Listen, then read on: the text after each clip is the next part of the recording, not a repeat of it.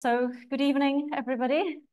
My name is Jana Fischerova, and it's my great pleasure to welcome here two wonderful guests tonight, writer Petra Hůlová and translator Alex Zucker.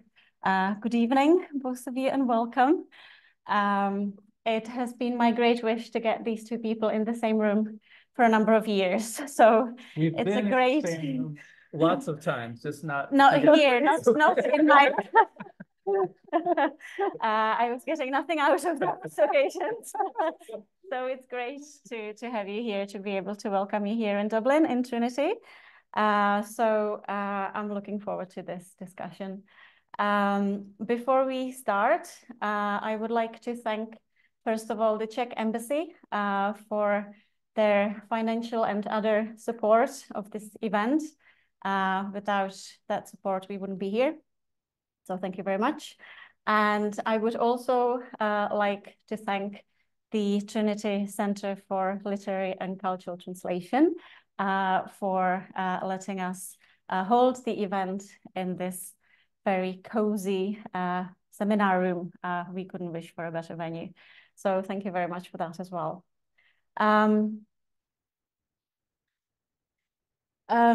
So just to outline what the plan is tonight, we're going to talk to Petra and Alex about their work in general. Then we're going to move on to discussing the book that has most recently connected them, and that's Stručné, dějiny, hnutí, translated as the movement. So that will be next on our agenda, so to speak. We will have a reading from the book as well, and we'll see where the evening takes us after that. There will be an opportunity for you to ask questions at the end. Buy the book. So we have 10 copies of the book for sale.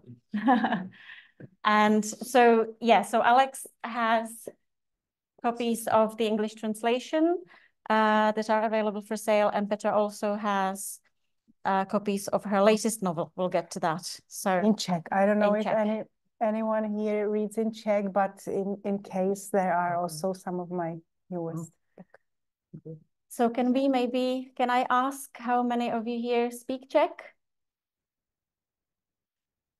Okay, so just under half. Okay. And how many of you have read the book? 1.5.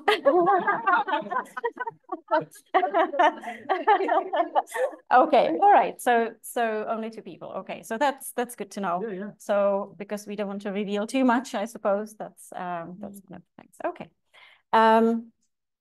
So Petra Hůlová has written 12 novels by now. 3 of them since the movement. So she has been, she's one of the most prolific Czech writers on the scene. She has also written several plays, and she has engaged with other genres as well. Her latest novel, which is the one she has copies of in Czech, is called Nejvyšší karta, Trump card. And in this novel, the question is posed, can a woman wake up one day and say, "Me too," 20 years after the fact? Petra studied language, culture, and anthropology at universities in Prague, Ulan Bator, and New York, and she was a Fulbright scholar in the US. Alongside writing, for which she has received several awards, including, for example, Magnesia Litera, she lectures in Czech literature and fine arts to American students in Prague. Alex Zucker is a full-time translator from Czech. He has translated the works of many Czech writers. Apart from Petra, he has also translated Jáchym Topol, Patrik Ouředník, Magdalena Placová, and others. In addition to prose fiction, he has also translated film subtitles, opera, and other genres. He has been awarded several prizes for his work, including the EBRD Literature Prize so the European prize, we can say, for The Lake by Bianca Belova. Alex is a past co-chair of the PEN America Translation Committee. And both of them have done more than what I've just said. So I'm sure it will all come up during our discussion. I am going to turn to Petra first. Petra, at one point in your career, you mentioned that your work could be described as 3G, working with the 3G, which sounds very neat. Genre, generations, and geographies. Mm-hmm. Is it, would you still say it like that?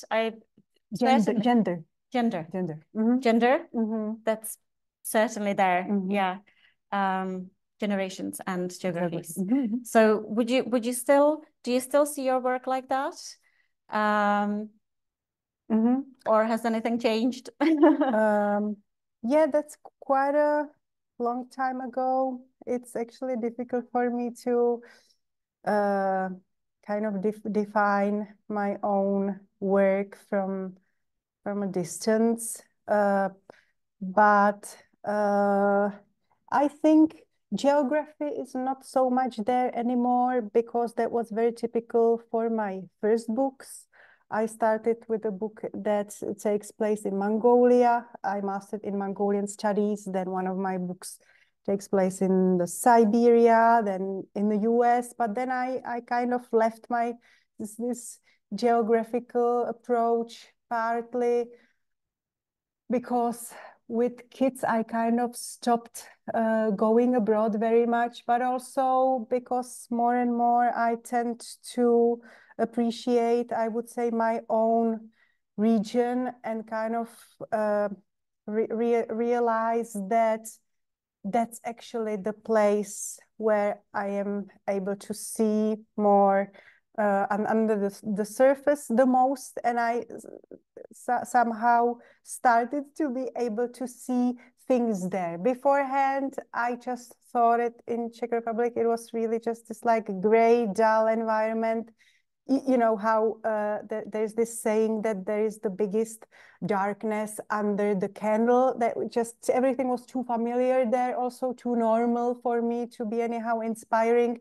But that somehow changed, and I just started to be, and I am more and more fascinated by the not only Czech Republic, but the whole Central European space and so on. So probably geography, but in kind of a little bit different way. And then yeah, gender definitely stays. That's something that's kind of this red line that goes through all my work, this interest in what does it mean to be male, female, relationships, prejudices, and so on. I don't really very much go into like queerness and stuff like that, but that gender is there still. And then generations, yes, generations are still there very much. Actually, the last book that I brought some of the copies here in Czech, which was published this March, I would say that the generational conflict is probably the thing number one there.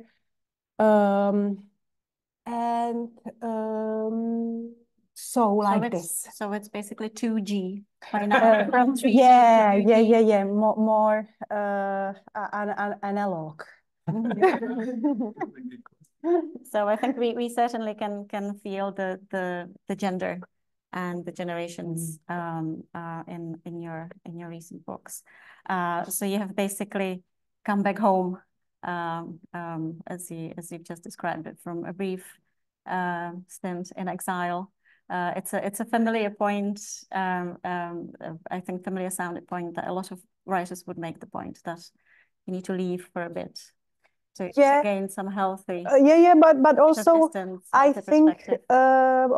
think very often, or I would say that the stereotypical image of the trajectory of the writer is that you like start with yourself, like kind of like something like journaling, autobiography, whatever, something that like people sometimes tend to start with, and then you kind of enlarge your scope and you go like a bit further out there. But I would say that in my case, I really started out there with very much like fictional stuff, and more in course of time, I get closer to myself, my own experience, and my own region.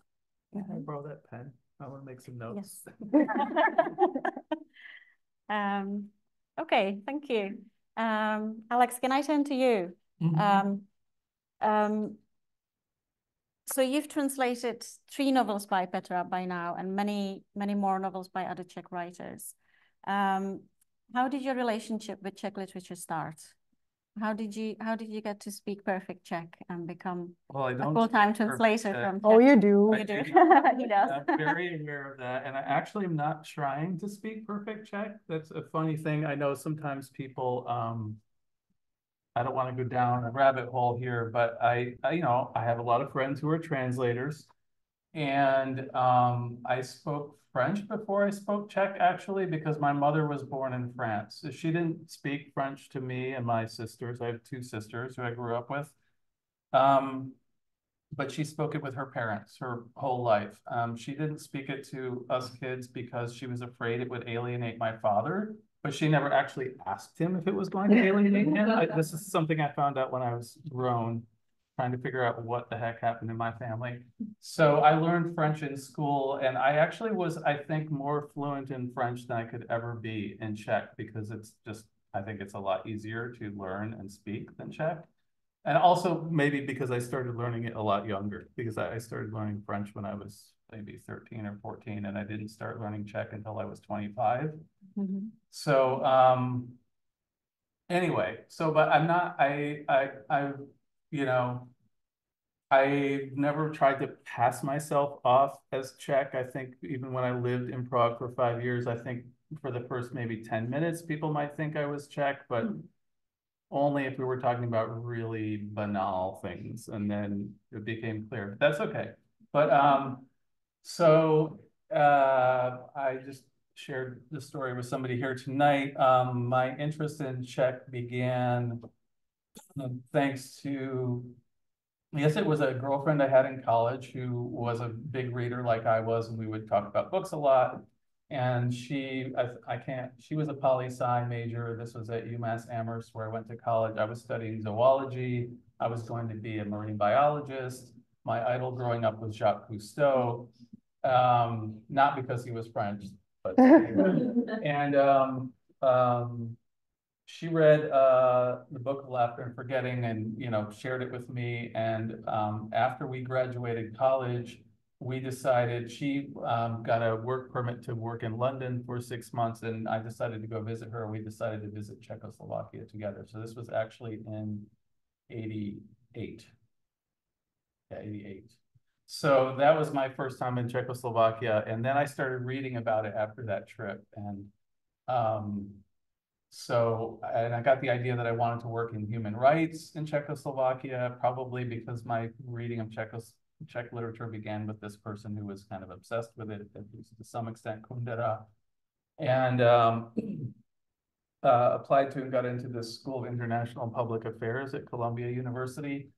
And mainly I applied there because it was the only school in the whole United States that had an international affairs program and somebody at the university who taught Czech.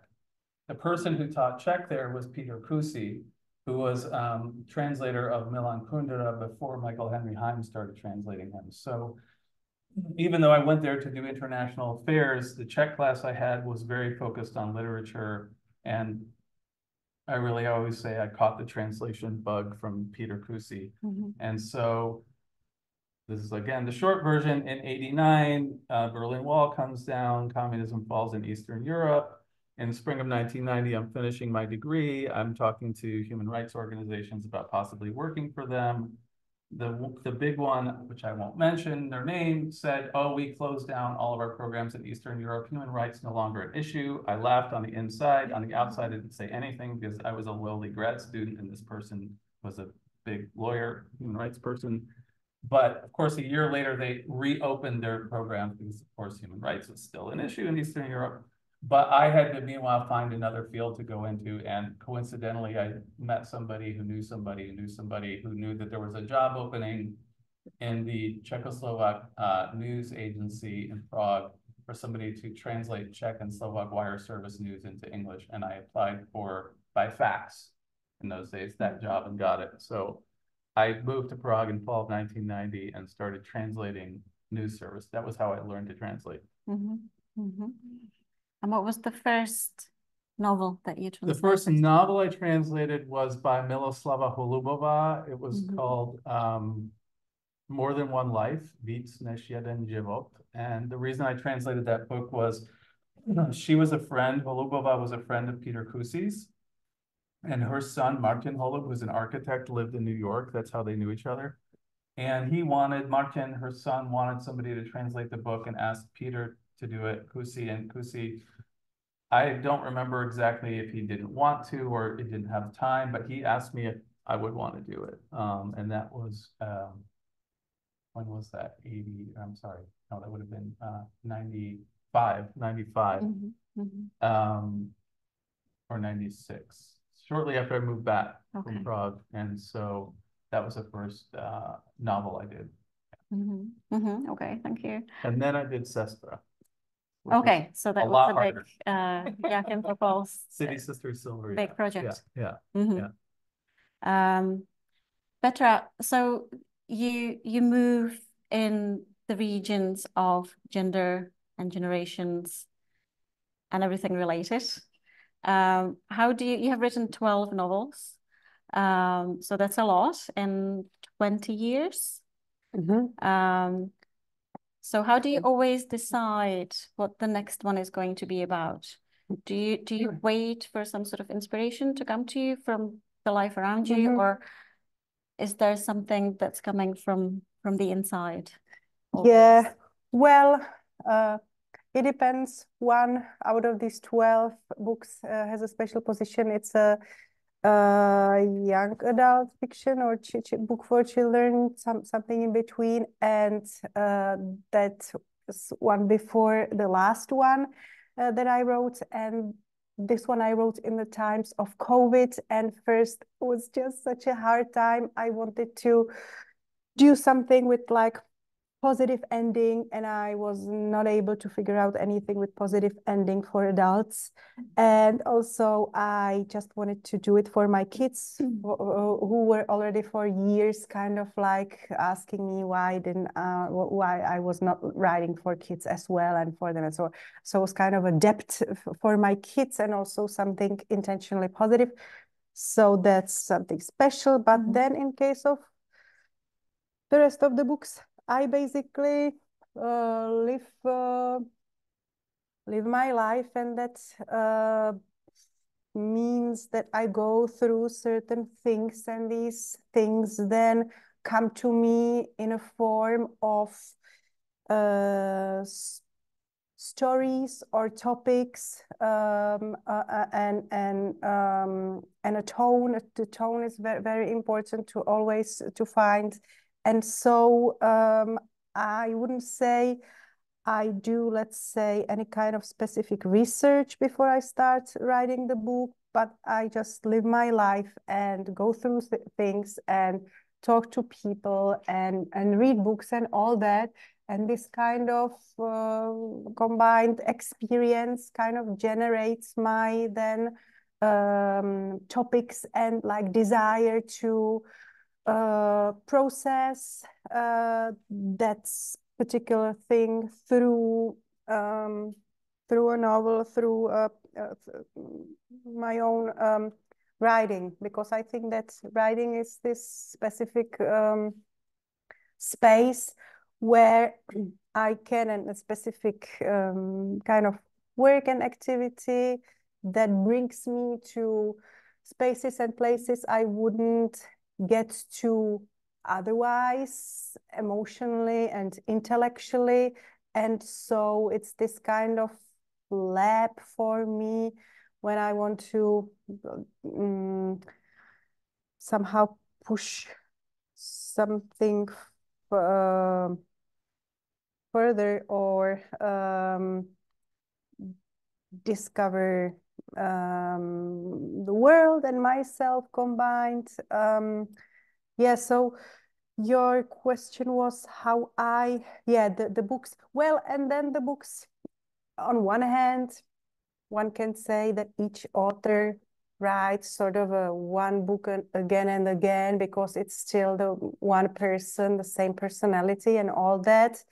I think it's partly has to be this way in a way, but at the same time, I am not great fan of it because I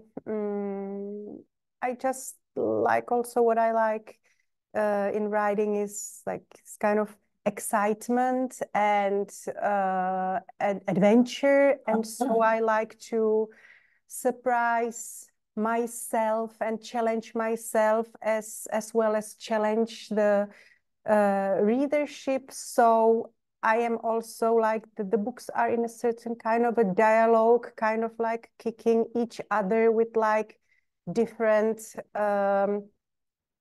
statements or tones, or always with each book I'm trying to kind of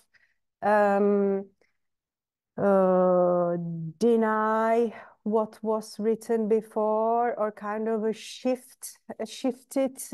So because in a way I put everything from me in the book when I write it, and then so in the next book I have to transform myself, go through a certain process of change in order again to be able. Yeah, I got confused. So yeah, something like that. Yes. Great. Yeah, thank you. So certainly we never know what your next book is going to be like. I think we have learned not to accept it, that we don't know, and that's one of the great things. I think actually, if to add something, so some people think that it's even sometimes difficult to really say that this and that book was written by the same author, that some of the books are really very different, and that always I hear with pleasure, because what I'm also trying to do is that I want to like kind of slip out of a particular, box in order to entertain myself, but also, be excited and keep people being excited, because you tend, I do it too, when you finish a book, or one book or 2-3 books by the same author, you kind of like create for her this kind of a neat box, this is like her topic, she's kind of like this and that's it, and then you tend to like petrify the author into that kind of, and put it on your shelf. And I just kind of want to prevent anyone to be able to do that with my own work. So that's also, and also for me, I don't want to be able to define myself, like who I am really and what are my, and I even don't want to be able to perceive myself like this. So that's also something maybe that is worth adding. And just one little additional question to that. You mentioned that you kind of wait for a tone, that something comes to you, hear a tone. So is it, shall we picture it like the future narrator, the voice of the narrator is already sounding in your head when the book is being born? Yeah, that's the crucial thing. I would say the voice of the narrator, the tone. Usually most of my books, not all of them, but most of them are written in a first person. So I am kind of changing into someone different who has some traces of me, but also, it's kind of this specific different person that is like me but unlike me at the same time, and through that kind of transformation I am able to talk about certain things that are mine, but that are also unmine and in opposition with what I think and feel. It's this kind of process of, part of the process of finding the tone, and it's I would say it's more important even than the topic and the story, because it gives the kind of flavor, or that's what it all keeps together. And so the tone is something I struggle with the longest usually, and I have usually the topic and some kind of emotional landscape I want to cover, and then I'm searching for the tone. And sometimes I write a lot of pages and I throw them out because the tone is not there. And then some of the books I write with a great pain and difficulties, and some of them come to me like this. And usually it is very unfair that usually when I have hard time to continue with the text, and I write very slowly, and it's usually also not very good. And when it gets very easily, very smoothly, almost without an effort, it's also the best. Usually, that's my experience. So, but this kind of painful, slow writing with difficulties, I mean, one cannot really skip that kind of phase. That's kind of a phase through which hopefully I get to that phase when it all gets smoothly and quickly, and I know that I'm there, and it's this kind of rush and excitement I love. Yeah. Thank you. Alex, out of the 12 novels that Petra has written so far, you have translated 3 so far. Why these 3? Was it purely your decision to pick these 3? And then a related question, how has your list of translated Czech works being created? How do you go about picking the writers and books? Yeah, so so Petra's first novel, I guess, so I'm trying to remember when I met Edgar de Bruin. So Edgar de Bruin is a translator himself from Czech into Dutch, but also acts as an agent for a number of Czech writers. And I can't remember when I met him, but I don't know the story of how he began to represent you. Yeah. But he sold Petra's first novel to Northwestern University Press and asked me if I wanted to do it. So I must have known him, or that wouldn't have happened, right? And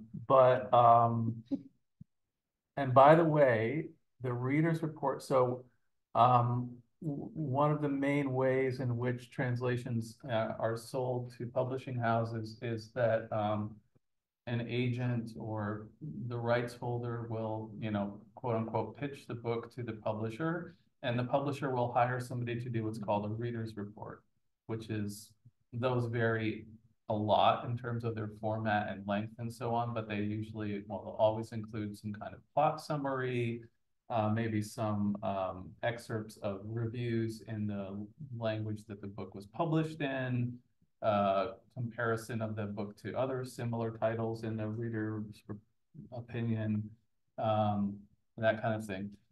And the person who wrote the reader's report for Petra's first novel was Michael Henry Heim. So he had a very good reputation, to put it mildly. So I think, and also, anyway, so, and I have a copy of that. I'm sure I shared it with you at some point. But anyway, so that was how I came to do the first one. And then Umělá hmotný třípokoj, I guess I did next. And that was, so I did samples from a number of Petra's novels after that first one, which for Edgar to pitch to presses that were not bought. Presses considered it, but didn't, like Přesmátné sklo, the second novel, and after that was Circus, right? I don't think I did a sample from that. So I don't feel so bad. Umělomotný třípokoj. That was the fourth one? I think. Okay. So it wasn't that long between. So I think, which I'd also done sample of, and Edgar sold that to Jantar, who were then a new small press out of London, specializing in Czech literature because the founder had studied Czech and decided he wanted to publish books by his teacher, David Short. That was how that press began, actually. And so that was the same way that Edgar sold it. And then I was asked to do it. And then again, I did samples from a number of other novels in the meantime. Was sometimes involved in the pitching also. And then this book, though, at the time, Petra did not have an agent. And so I actually pitched and, quote unquote, sold the book to World Editions, which I've only done once before. So in that case, and that was, and when we even met with a publisher in New York together when Petra was there for the Penn World Voices Festival.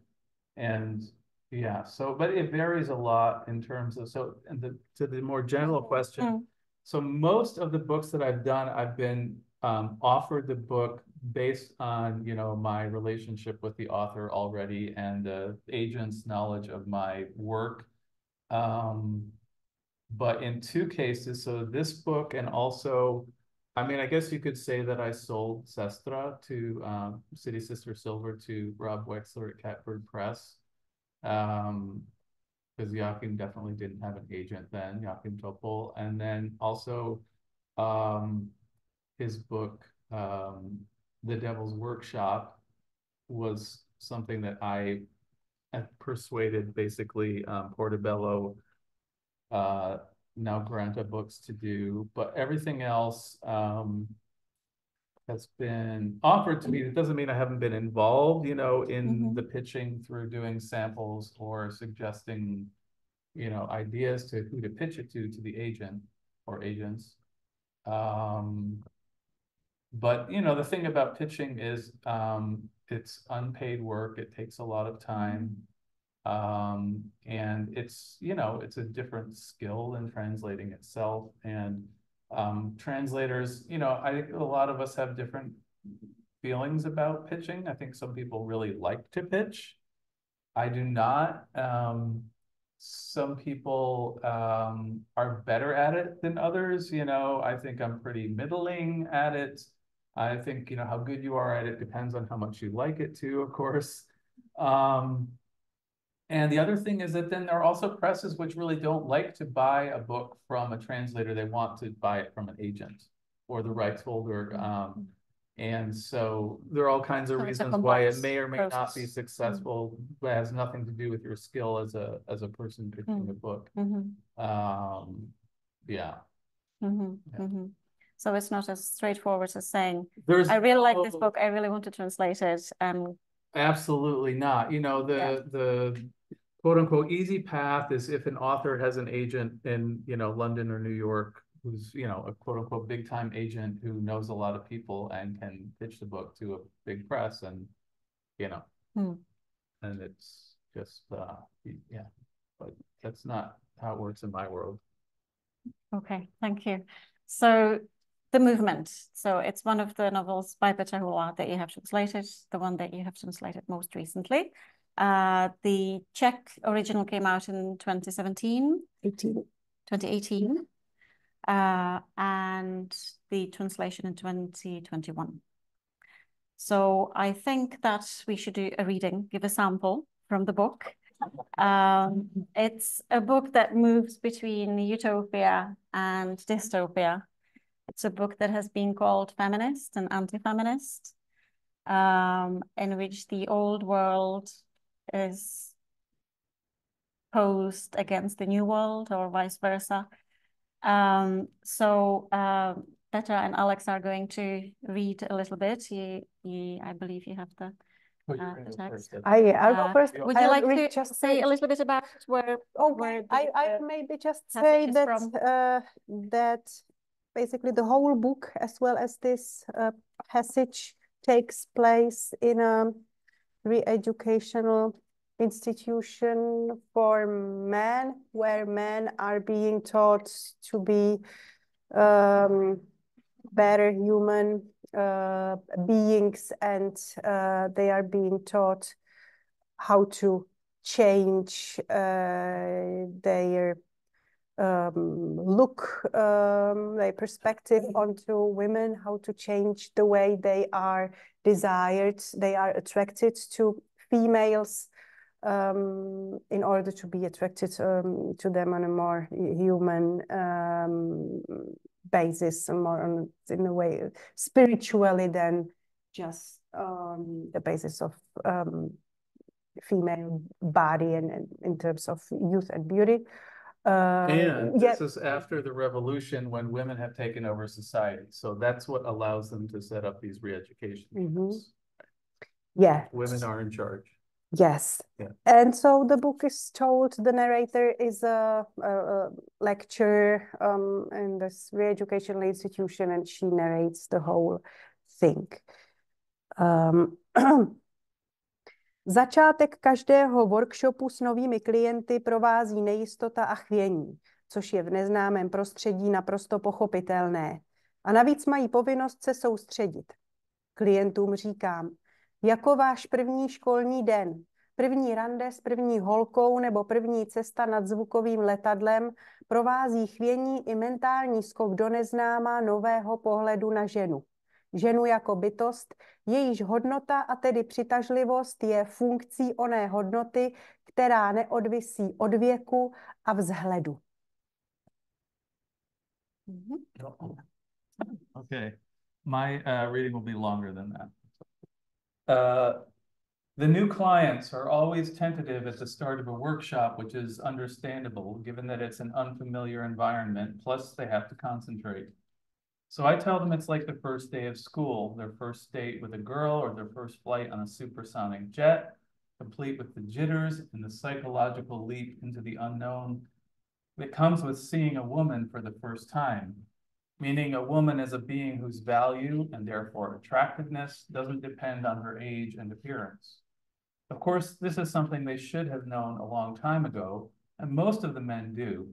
So I want them to start by feeling good that they're catching on, although what comes as naturally as breathing to institute graduates can still be quite difficult for new clients, in spite of whatever ideological work they've done on themselves before they come outside the Institute's walls. Most of them have to learn these new habits the same way they learn to ride a bike or swim. And one of the reasons I make this comparison is that just like with swimming or riding a bike, they never forget their training after their stay at the Institute.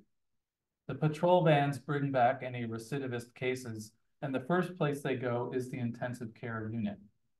It isn't only relatives who call for the pickups, but often the men themselves. I feel it coming on again, they report over the phone from home, and we're on our way. The clients sit in a circle, naked, tracksuits folded in a stack, while I'm in my usual baggy pale blue outfit, gray from so many washings. I start by having them loosen up physically, shaking out their legs and doing the teacup rotation with their arms, and also leave a little time for casual conversation. Then, using precisely formulated questions, I ask the clients to express in their own words what it is that they find attractive in a woman. The majority, who only regurgitate what they've been taught, say intelligence, kindness, a sense of humor, integrity, and dependableness. A minority, touchingly sincere or total morons, say beauty and youth. And a few proactively just straight out describe the qualities that make a woman a woman. After the introduction comes phase 2, also known as rehearsal studio. Assuming they've read the materials they were given on being admitted, a thick folder with the Institute's logo, which they pore over in their dorm rooms for weeks, The clients know this is coming, but given that everyone who passes through the course is bound by an oath of silence, the actual contents of rehearsal studio come as a surprise, and I start the whole thing off, as usual, with pictures. Photographs of naked women, alluring in an old world way, projected on the wall. I rotate through them one by one at 30-second intervals, and as a roar of surprise erupts in the room, I urge the men to relax. Only in this frame of mind can things be revealed for what they truly are, and though our clients are subjected to harsh punishment for unauthorized use of pornography in a controlled form such as this, it can serve as entry-level instructional material. Because while this group of naked men have already been through a thing or two in their first few days at the Institute, this is the moment when their re-education starts for real. Everything up to this point has been warm-up, gentlemen, I say. And I should stress that this memoir of mine is the first time anyone has described this practice in written form, because now the Institute can be confident of its position, and the graduates of our program can speak openly about their experience with re-education, so that soon it will no longer be necessary to keep any of our practices secret. Another one of my goals in writing the memoir is to inspire those regions that haven't yet made as much progress in the ways of the New World. So then, I observe the men closely as their initial confusion on being confronted with pornographic photos quickly gives way to a string of erections, each one acting as a trigger for the next. We know mass erections have a cathartic effect, but a special team of ours is still trying to ascertain the exact mechanism. In a few minutes, nearly every man in the room is hard. The whole thing happens so fast, I barely have time to enter it in their individual charts. For the sake of completeness, we define erection as the penis in a state of readiness for application of a condom.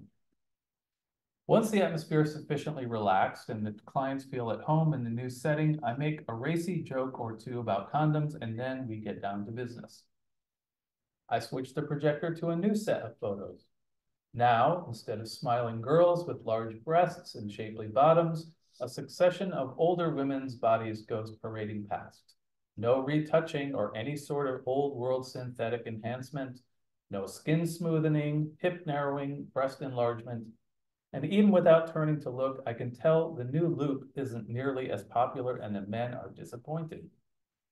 I hear grumbling behind my back as I adjust the focus to make the images as sharp as possible, because the key is in the details. The old women's figures are models of ampleness compared to the ones before them. Swollen breasts, wrinkled skin, rolls of fat. And when I turn up the lights, even the clients with weak eyesight can clearly see that the hair they thought was platinum blonde is actually gray. Next come the shots of women with gray pubic hair, and I observe the clients from the front again, taking note of whose erection fades and how quickly, and as a handful of men sit with their members completely shriveled, I roar shame at the top of my lungs, and a deathly silence falls over the room. Now comes phase 4. The men are in shock, and that's what we build on. They're disgusted, they feel deceived and made fools of. Instead of talking about what's going on with their bodies, they want to theorize about the Institute's methods. They try to dispute, but all their arguments are biological drivel. So after allowing them to blow off steam a while, let them speak their piece before phase 4, the section head stresses to every new instructor. I shout, "Do you eat with your hands at home?" It's a rhetorical question, so you know what their answer will be. And if I wanted, at this point, I could take advantage of my ideological superiority and launch into a monologue on civilization and how completely unnatural it is. Instead of eating naturally with our hands and naturally allowing people with disabilities to die, instead of naturally chasing down thieves with a knife and naturally leaving elderly and unproductive members of society to fend for themselves, we willingly cultivate ourselves to be humane in opposition to our natural tendencies. And we're right to be proud of that. Yes, it goes against nature, I proclaim. I have their attention more than I did a moment ago, since half the clients think I'm confirming their beliefs, while the other half are wondering what I'm up to. How are you doing for contraception, gentlemen? I asked. And my aim here is not to come back to the rubbers I joked about before, but to find out which of them has unprotected sex if their partner isn't using anything. Almost nobody ever gives an answer. Your shriveled cocks are a punch in the eye to European humanity, I roar. Thank you.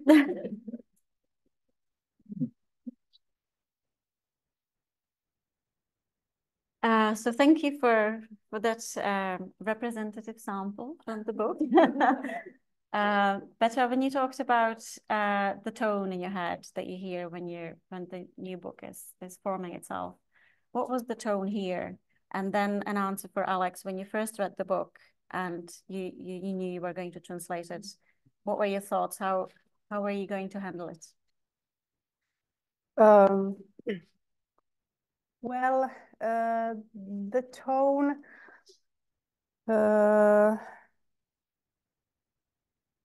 well,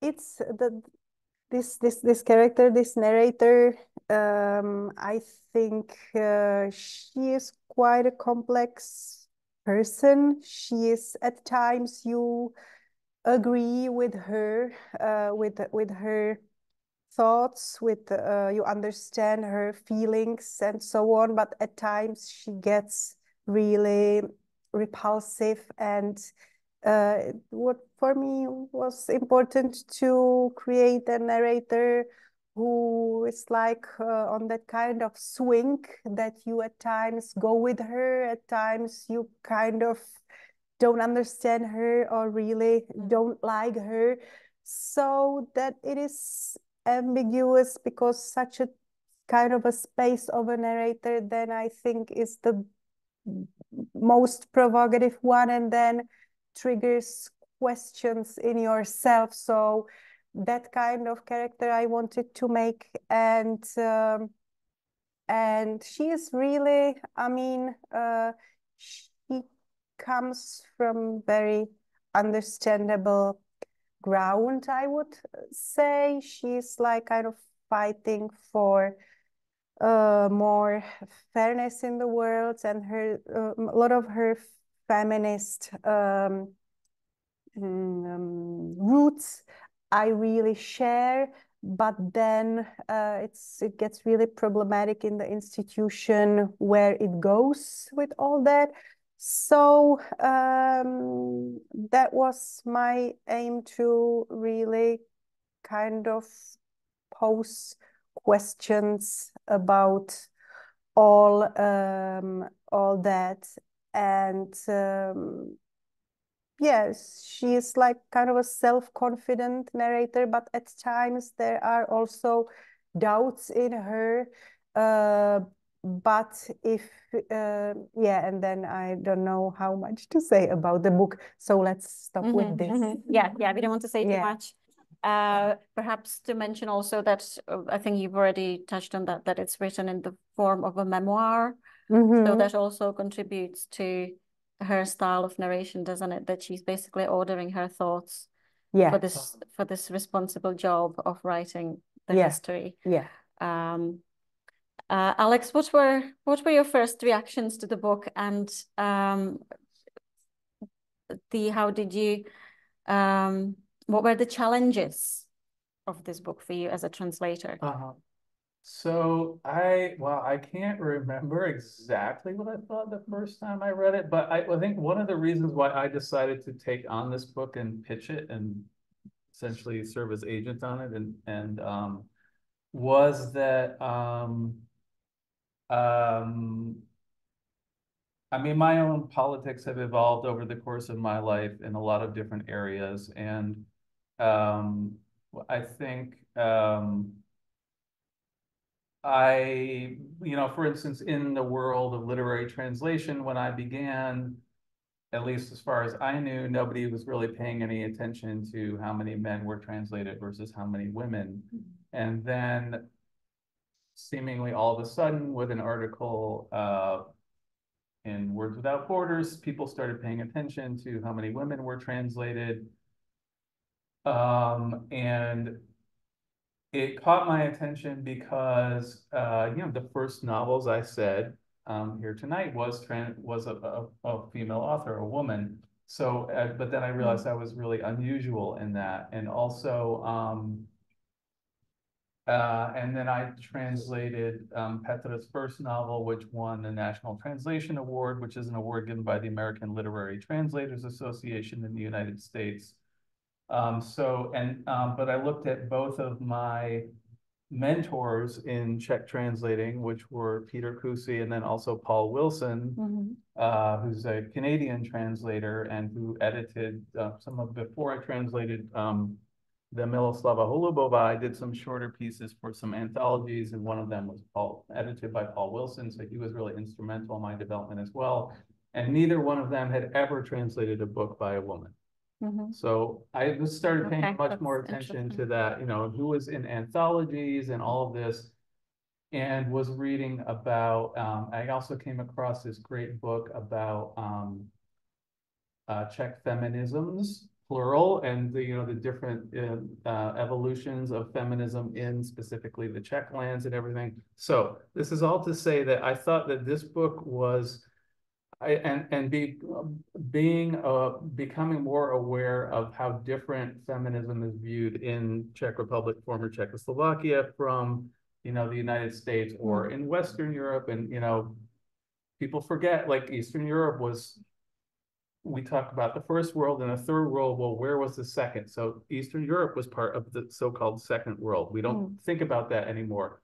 But so, you know, what was different about it? So yes, it's a, you know, European country, but it wasn't a country that had, you know, colonies. You know, it was itself colonized from, you know, two different sides. And the evolution of feminism there was much more tied to nationalism, because, you know, the Czech women were supporters of the movement for Czechs to become, you know, an actual nation state. And so there's these different, it's just the evolution of feminisms is different there. And I thought, I was interested in this book because I thought that I was already translating Petra, so it wasn't an abstract thing, and we had a relationship both as, you know, friends and as translator and author, but that this was a book that I felt like could help some people to understand how feminisms are viewed differently in Eastern Europe, in this case, Czech Republic, from in the US or England or anywhere else that,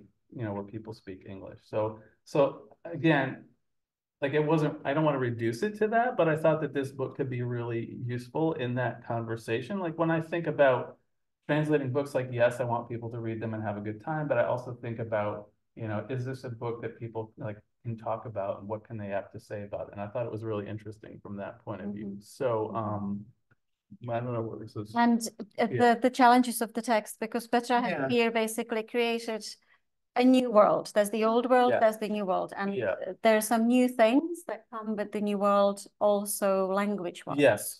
So how did you deal with that? Do you have any interesting, perhaps?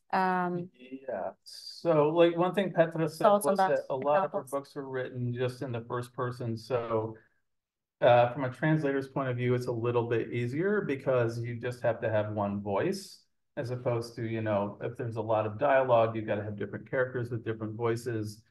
For me anyway, that's usually a lot harder. So the main, you know, thing to grasp in translating this book was that voice of that main character.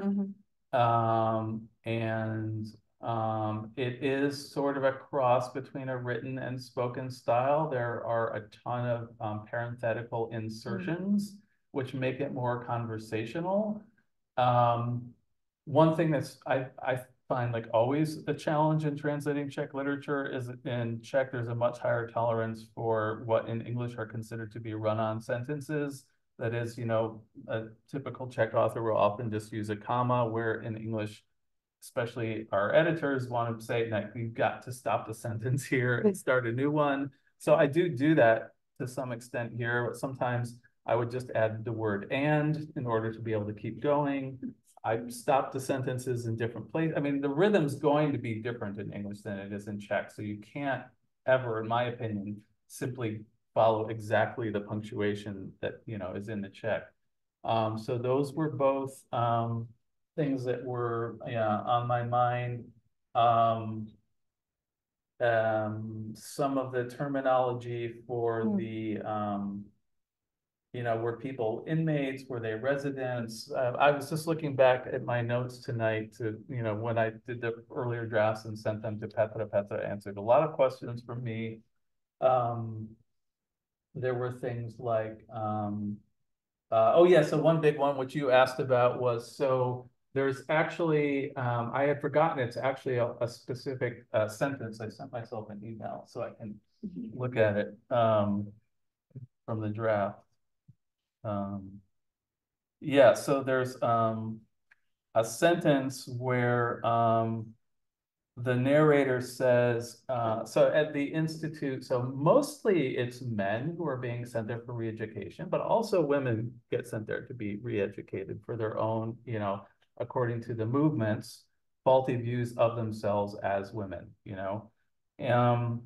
and in this one part, the narrator says, in case I neglected to mention, yes, men work here too, but this is an early draft, so you're getting the insider's view here. But I call my male colleagues colleaguesses. That's a feminine form of colleague. Just like in the old world, where workers and workeresses alike were both collectively referred to as workers.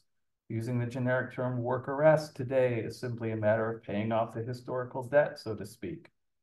So at some point in the future, once the debt has been settled, a day neither you nor I will live to see, a mixed group of workers and workeresses can be called workerites, workertons, or simply the workforce. So we cut that whole thing because I just didn't think it worked. Sorry. In general, most of the, so it's a natural thing in Czech that nouns are gendered. So there are times where it stands out, I think, a lot in Czech that a person is a female worker rather than a male worker, but sometimes it's just, this is a worker who's a woman and it's kind of incidental. But to label all of those instances as, I probably wouldn't have used workeress, but I don't know, she worker, which I was saying to somebody earlier, that makes me think of like Tarzan or something, I mean, there wasn't really a good solution in my opinion.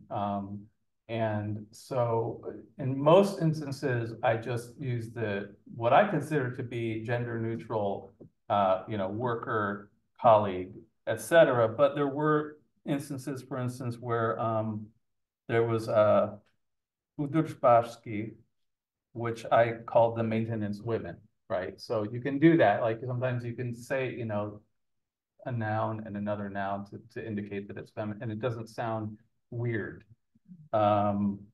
But there was a feminine form of guard, or again, you can call them she guards or guardesses, and doesn't matter. So that was an issue that I didn't actually solve it. It was a couple drafts in before, and I did it, in collaboration with Petra.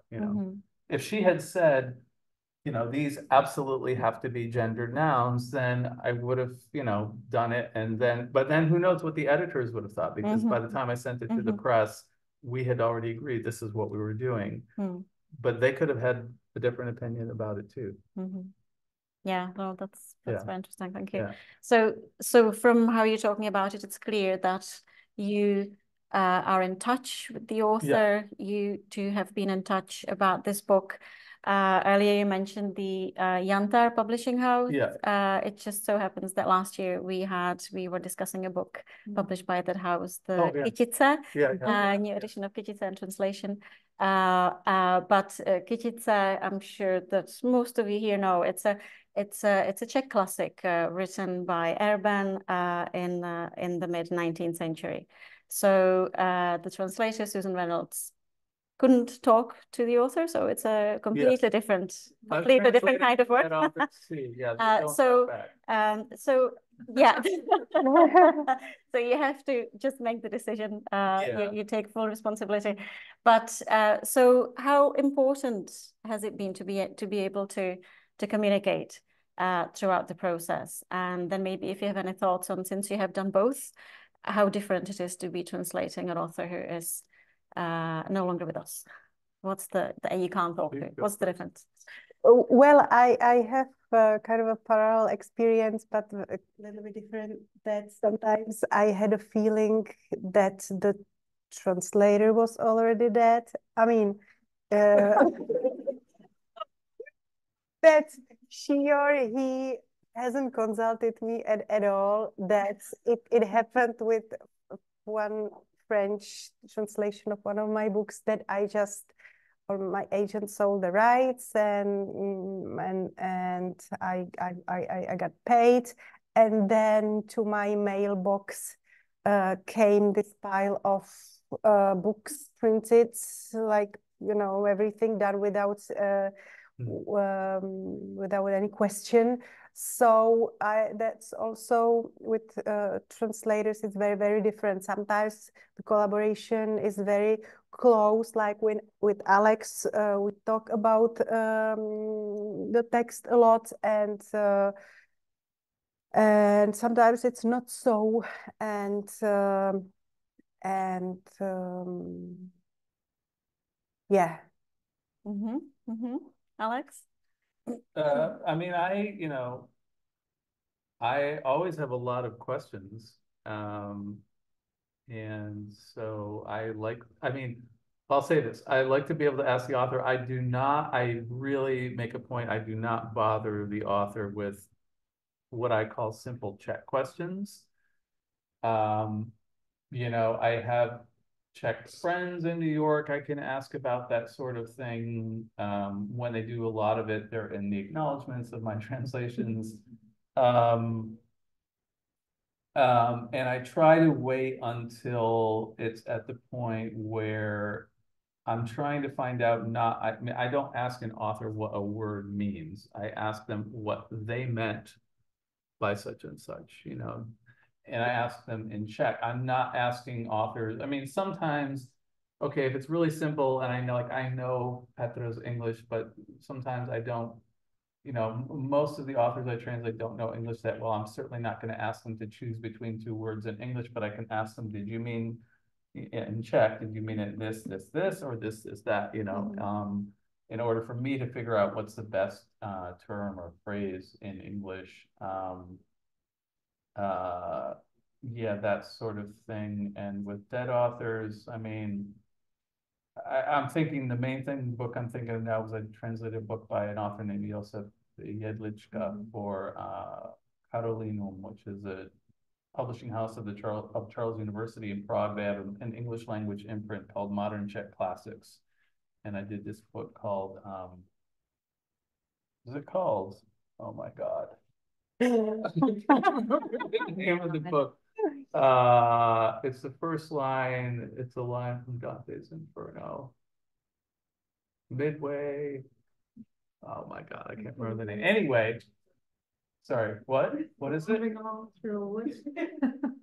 Anyway, there were parts of that novel where I, you know, asked, you know, the publisher, the editor, I must have asked 5 or 6 people, you know, including the so-called experts from the Ústav České literatury, the Institute of Czech Literature in Prague, and nobody really knew what the author meant. And, you know, that's why I have sometimes argued that what literary translators do, we should be called interpreters, and that people who translate spoken language should be called translators, because there's less interpreting. This is not to downplay the importance or skill of interpreters, but I feel like what we're doing is in a way more interpretive than what a person translating something speaking live does.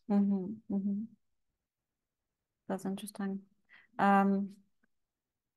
This brings me to a question about different genres. This book, the movement, Stručné, dějiny, hnutí, in Czech first, was adapted for the stage. We have a couple of pictures from that, I believe.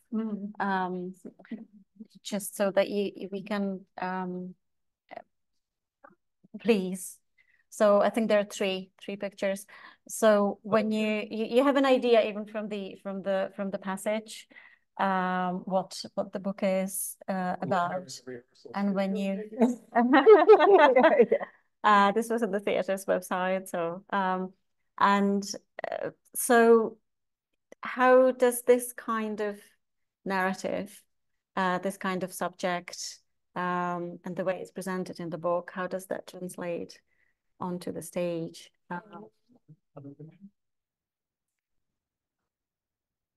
Was there something that could be achieved on the stage that you couldn't do in the book, or vice versa?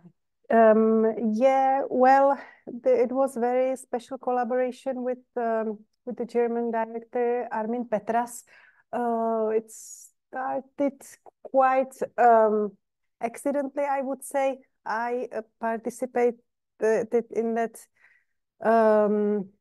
theatrical competition in Berlin, in like political theater plays, and I was one of the few, one of the five. My play was one of the five best ones, and Armin Petras was members of the jury, and then he afterwards approached me and he said that he thought that actually my theater play was the best one and should have won, and that he would like to adapt like any kind of text of mine, and whether I have anything that shall be adapted.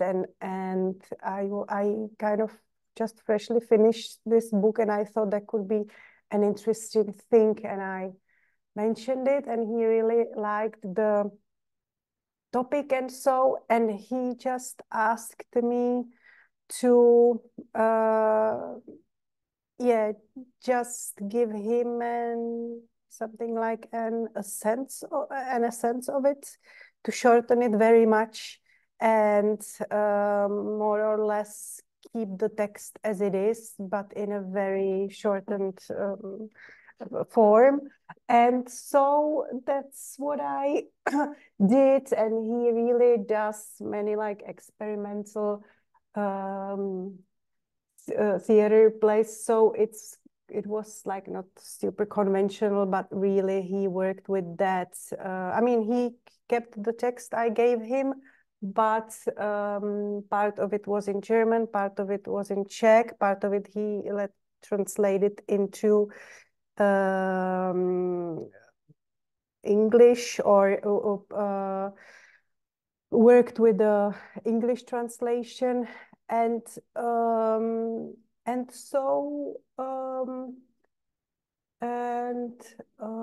what I wanted to say, yeah, it was like this Czech-German co-production, so it was quite wild, and I think people got probably confused a little bit with the languages, like the audience, but for example, this Czech actress, she was just fabulous, and it somehow made sense, and it was staged both in Prague and State Theatre in Stuttgart, and then we collaborated later with Armin Petras on other piece. He asked me to write, like, you might know this novel Soldier Švejk by Jaroslav Hašek, and so he asked me to write something like what contemporary Švejk look like, what kind of character contemporary Švejk would be, and so I wrote this text for him. Actually, I'm very proud of the text, so I feel sorry what later happened with the text, because it was again Czech-German production, and it was launched in Germany. There was this premiere, and then Czech premiere was about to happen, and already all the crew came to Prague. There was this final rehearsal, and then there was this day of premiere of the launching. But like at 12 o'clock, it was announced because of COVID that all the theaters have to stop.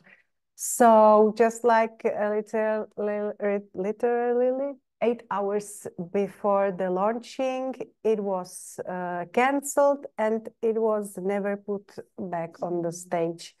So that's hopefully it will happen still. No, I think it won't happen. And so yeah, and I wrote a couple of other theater plays also, and yeah, that's also part of what I do. Lately I started to do also performances, that I write a certain text, and we are a group of 3 musician, and then video artist and me, and I am in charge of the words, and then there is music, and then there is video. So it's kind of this mixed thing that is also partly auto-fictional, because it works with us as not actors but presenters on the stage, but also us as people and friends. And so I like to do these collaborations more and more, because otherwise my work is very lonely, and after years of this lonely work, sometimes I think I'm fed up with it. So yeah, also I participated in some screenplays. On one screenplay I participate right now too. So that's roughly the range of stuff I do. Okay, thank you. So you're a different persona, perhaps creative persona each time. When you're a novelist, when you're a playwright, when you participate in those performance formats, pieces, something different comes out of you. Is that right?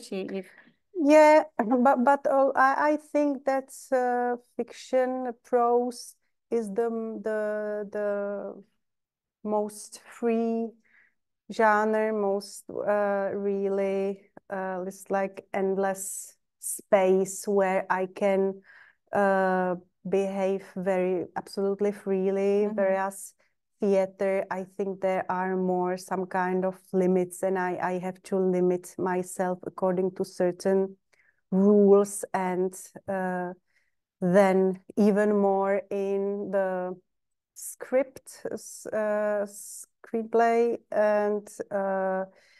and with that, I would say, with that loss of freedom comes more money. So less freedom I have, more money I get for the thing. Interesting. Alex, you have also translated film subtitles. Yeah. You have experience plays, plays and opera. opera that was at Carnegie Hall. Okay. Which opera? Yeah. So what is it called? Oh my God. Somebody here pull up my resume, please. It's a play by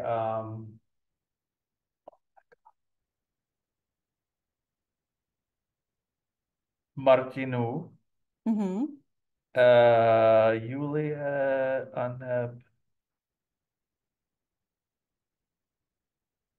it's a dream book play. I can't remember. This guy's different names.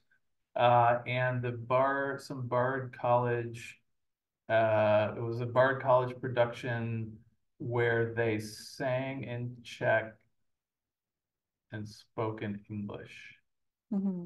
And it's a Juliet or the Dream Book or something like that. And what was required of you as a translator for this, that you would say was different from when you're translating novels?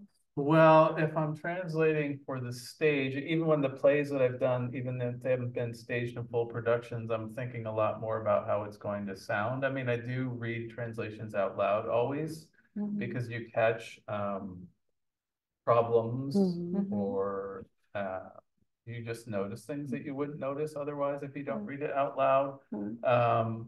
But in this case, things were being sung or spoken rhythmically, or it needed to rhyme. So I had to, be doing it out loud all the time. And then with subtitles, of course, speaking of restrictions or constrictions. I mean, you've got to fit it in this space and it can only be on screen for a certain length of time. I actually enjoy the less freedom, even though I don't get more money for it. Because, you know, you get to cut and you can just cut things. Sometimes it's really hard. You have to, if there's a lot of dialogue, you have to decide. And sometimes you feel like, oh my God, like I'm going to lose something here. But, and I've done a lot of different kinds of films, even though I haven't done that many. But this year I did 4 movies. One was a screen adaptation of a Joachim Topol novel. So that was actually premiered at the Karlovy Vary Film Festival in the spring, or it was in the summer. Somehow I did it in the winter, so I thought it was going to be in the spring. But anyway, and then three or 4 films for DVD, and all from the 60s. So Czechoslovak New Wave films. 3 for this company called Deaf Crocodile, and 1 for the Národní Filmový Archiv in Prague. And I don't know who are gradually doing digital restorations of a lot of classic Czechoslovak films. Years ago, I did a new subtitles for them for Closely Watched Trains. That was like my big claim to fame in the subtitle world. I got $250 for that. You can imagine. I would not do it for that much money today, but it was, you know, great film. Prestigious. Yeah. And it needed new subtitles because it had titles from 1968. Yeah. Looking at the time, I think we should give our audience a chance to ask questions if they have any. Are there any questions for Petra or Alex? I'm very impressed that you've got your name on the cover. Yes. That's a good point. It's not a thing here, this side of the It depends on the press. Yeah. So yeah, there are presses that do it and presses that don't. And there are presses that sometimes do it.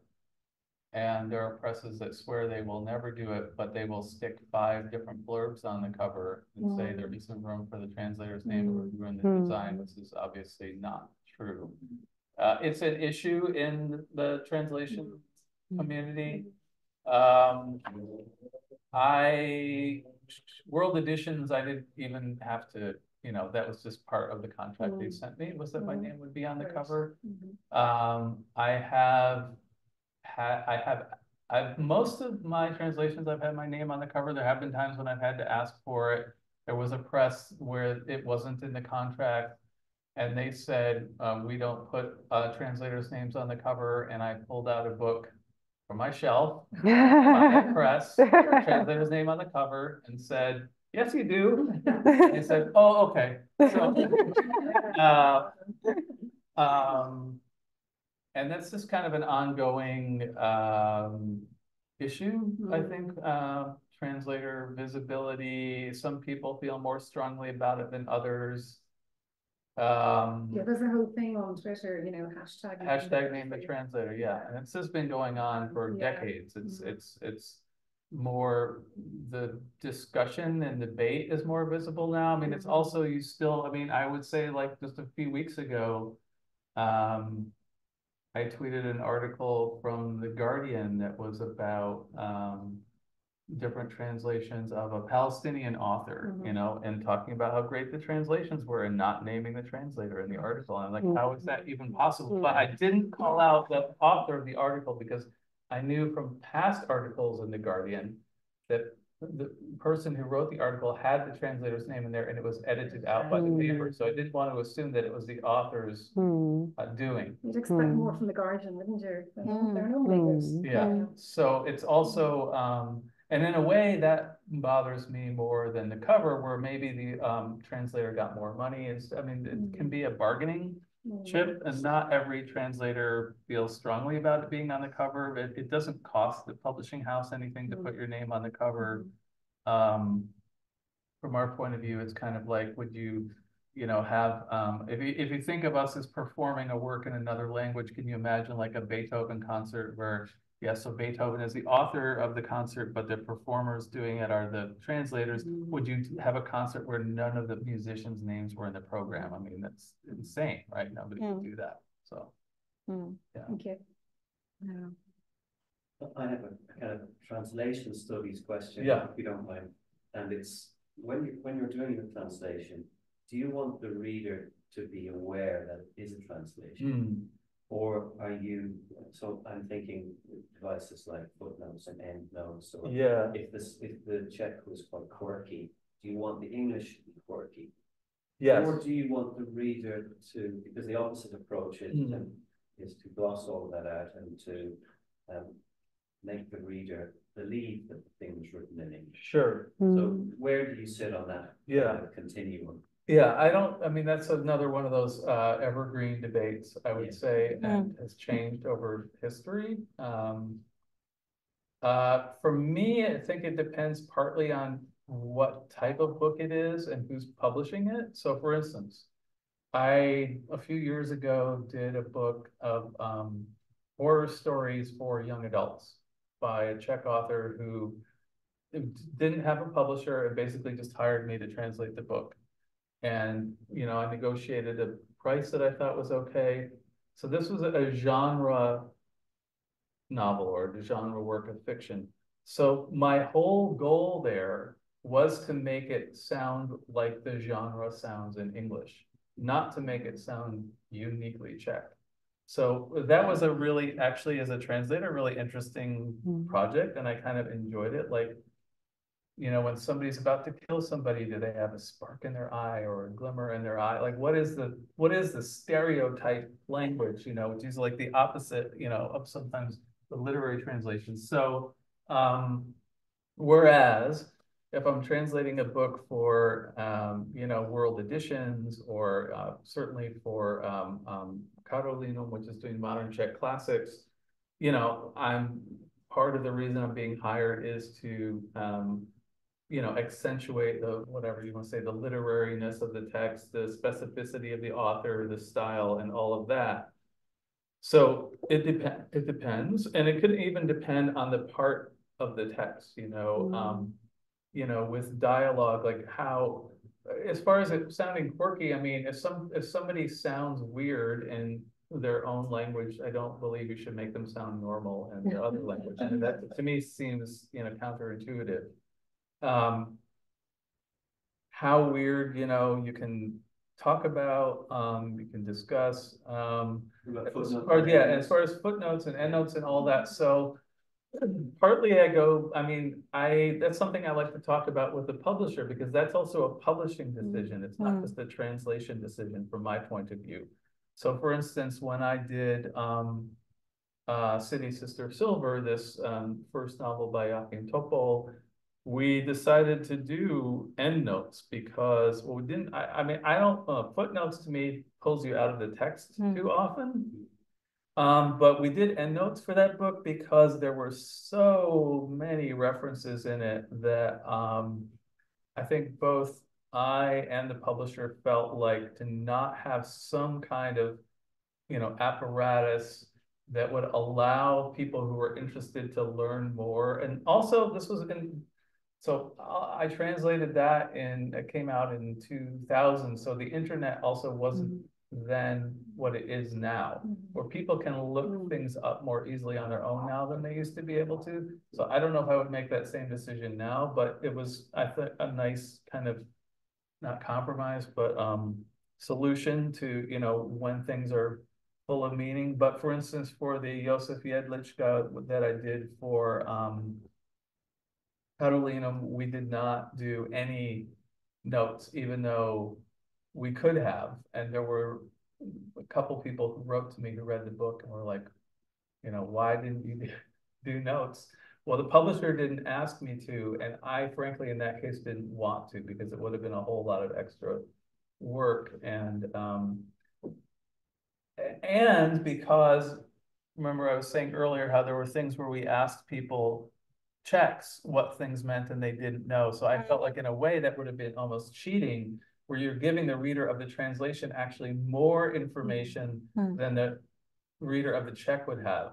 So I'm just not an absolutist on that. I think it depends a lot. And as far as like afterwards, forwards, I'm happy to do them when I'm asked to. I have occasionally, I mean, I would say not insisted, but offered, you know, and I've done both. I did a full introduction for a sensitive person by Joachim Topol. Usually I'm most comfortable just doing what I would call a translator's note.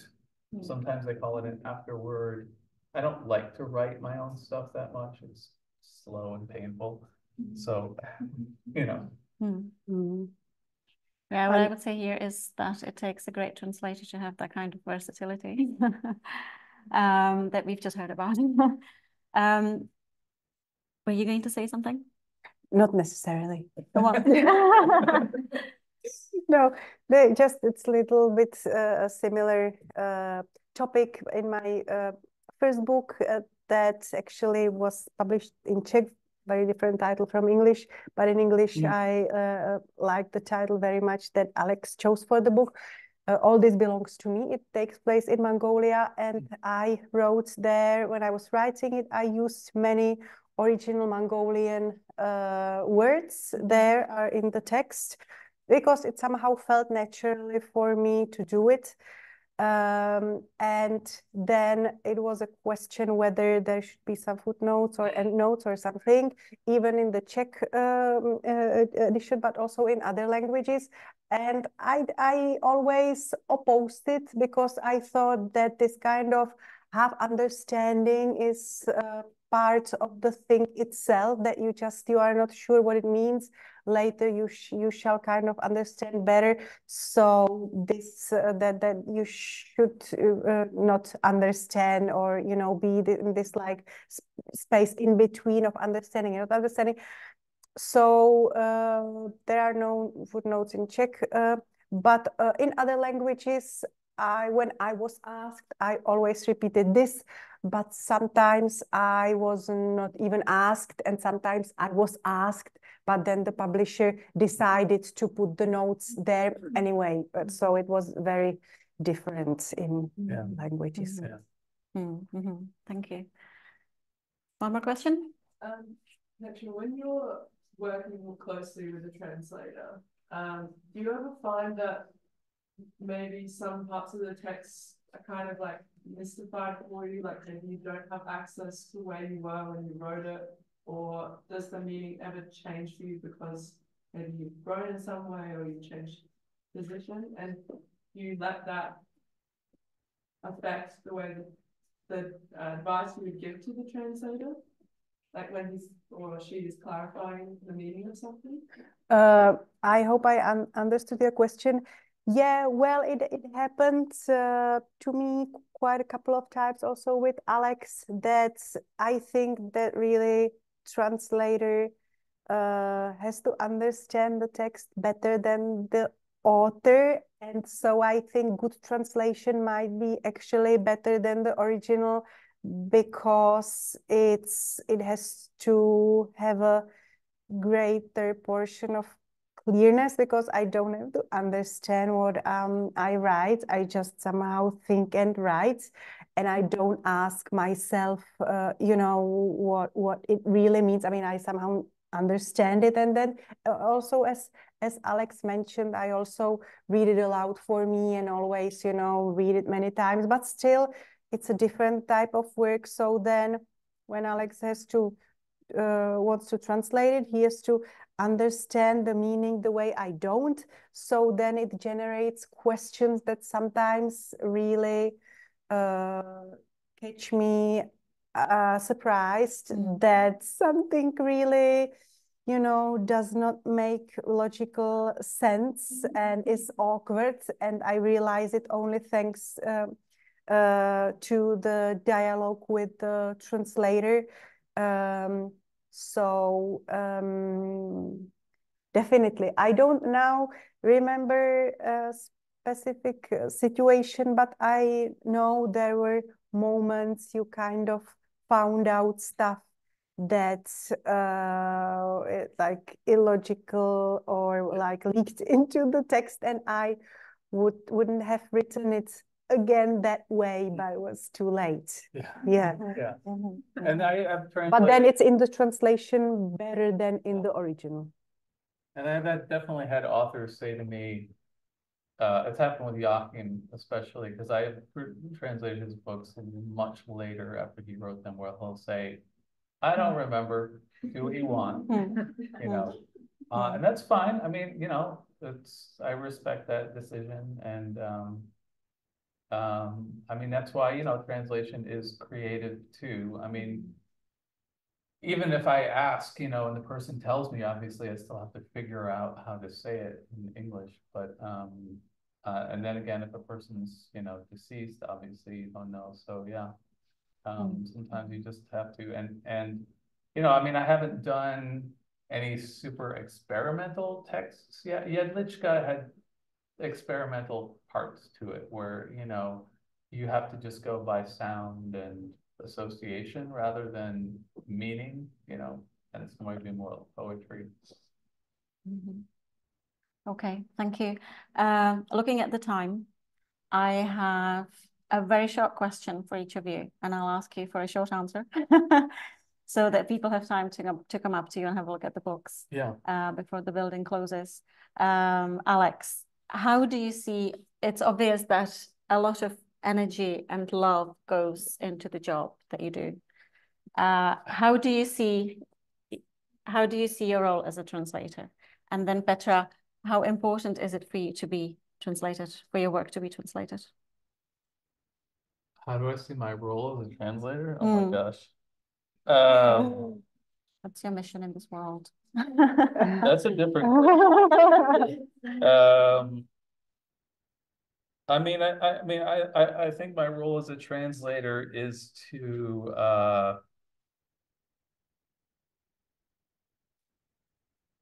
you know, write in English a novel that, you know, does the best job I can representing the novel that was written in Czech.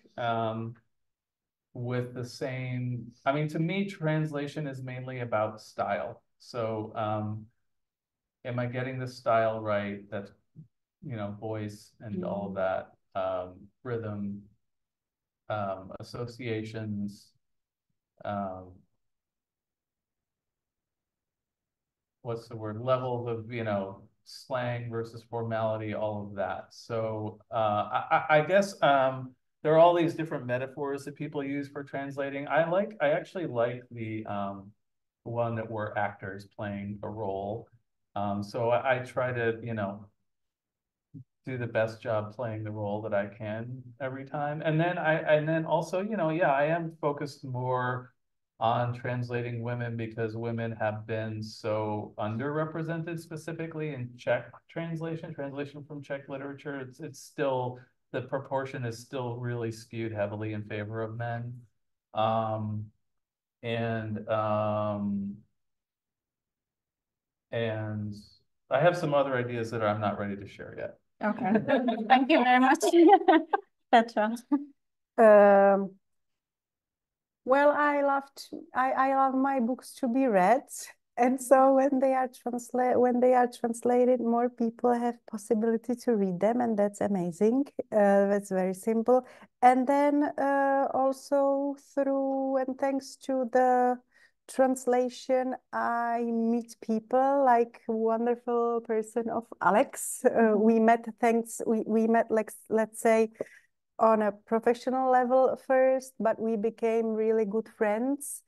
And also then later, let's say, thanks to the launchings of the books abroad or participations on the festivals that come together with the translation, I also met great people and made friends. So for me, literature is about communication. One part is like communication through the text, but then there is this other communication with like people that is like mediated or enabled by the text, and then also the text being published.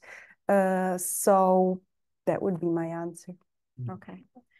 Thank you very much. And thank you both for coming to talk to us tonight.